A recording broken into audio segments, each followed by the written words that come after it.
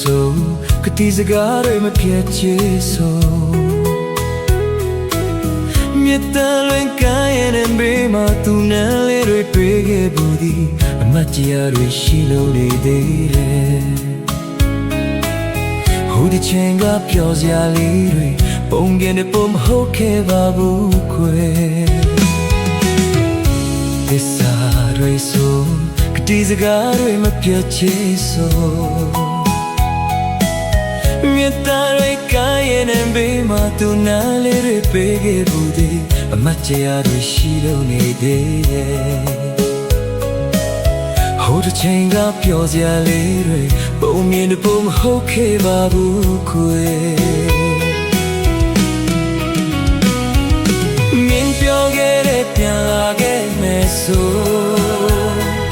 ဆွဲကပင်တောင်ကြီးဖူးလို့မဝဘူးဆိုပြန်လာခဲ့မယ်ဆိုမြတ်တန်လွင်ကြီးသူသိချစ်တဲ့ဆိုချူလာတဲ့နှုတ်ခမ်းလေးထက်ကပုံပြေတွေပြောခဲ့တာလားစောင်းနေသူမြေကမ်းတဲ့ဘေးမှာနိုးလင်းချက်တွေပေးခဲ့တာလားခွာနေညိုချိန်ဆိုငယ်လို့ချီကမြတ်တန်လွင်ကြီးတွင်တွင်စီကချာနေခုံရဲ့ရင်လွမ်းတတ်သည်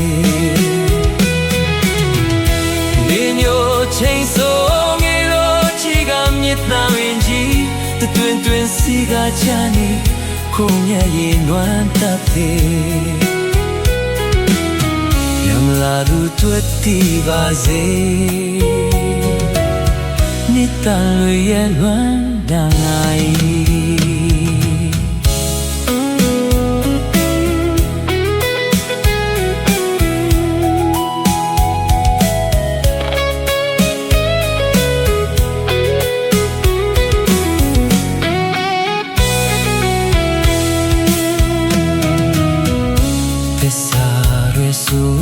ကတိစကားတွေမဖြစ်ချင်ဆို